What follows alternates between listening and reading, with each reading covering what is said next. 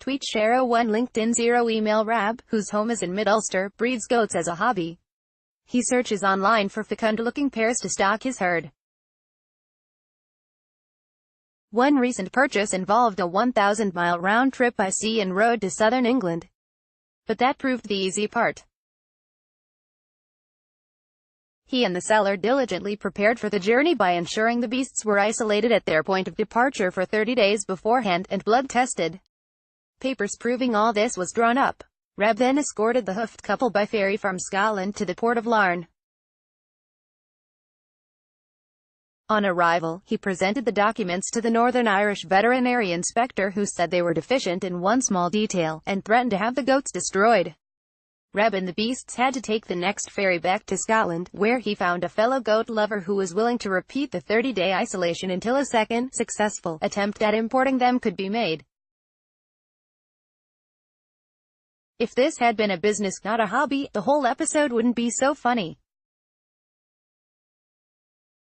Such stories provide a bit of perspective at a time when Arlene Foster, leader of Democratic Unionist Party, is calling the avoidance of an Irish sea border a blood red line in the final phase of Brexit negotiations.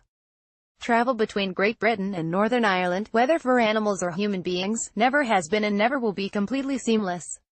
Physical reality imposes certain constraints. Living things can move easily across long, meandering land borders, while crossing the sea is much harder. Hence, it is almost inevitable that some forms of control, say, against terrorism, illegal migration or animal epidemics, can best be imposed by policing coastlines. Little England Brexiteers understand that too.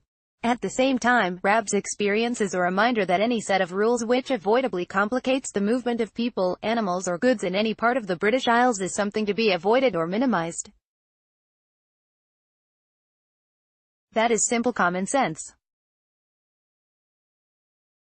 You might well ask, then, why Foster is so overwhelmingly seized of one common-sense proposition, that movement between Great Britain and Northern Ireland must remain easy, at the expense of another, that any hardening of the inter-Irish land border would be an economic, political and human disaster. She is, in fairness, accurately reflecting the mood of her party and community. The DUP's sanguinary threats to defend the principle of seamless unity between their region and Great Britain have grown louder this month. That is precisely because the sacred principle looks, objectively, almost impossible to defend. Despite, or maybe even because of, the temporary leverage they now enjoy as proppers up of the government, the Democratic Unionists' vision of the post-Brexit future, one that puts UK unity before inter-Irish fluidity, looks ever less tenable. In the worst-case scenario of a no-deal Brexit, the economic fallout will be particularly severe for Northern Ireland. Among the region's Catholic nationalists, who could be a demographic majority within a decade or so, demands for United Ireland will grow more pressing. Violence could return.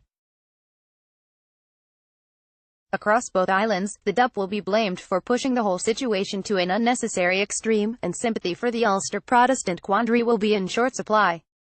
In the increasingly likely scenario of a deal being hammered out, it is hard to see how its terms won't in some way infringe on DUP sensibilities. The EU's stated priorities include both the preservation of the single market's integrity and the preservation of the all-Ireland economy mandated by the peace process. The UK's stated core principles include leaving the single market and the customs union. There is only one way in which this circle can be squared, and that is by differentiating economic and regulatory conditions in Northern Ireland from those in Great Britain, albeit with as light a touch as possible. That may be a bitter pill for the DUP to swallow, but it is not something entirely new. Whatever politicians may decide, it will always be easier to spirit a pair of goats over a heathery mountain than to guide them through a bureaucratically administered port. Tweet share 01 LinkedIn 0 email edited by Luke Lithgow.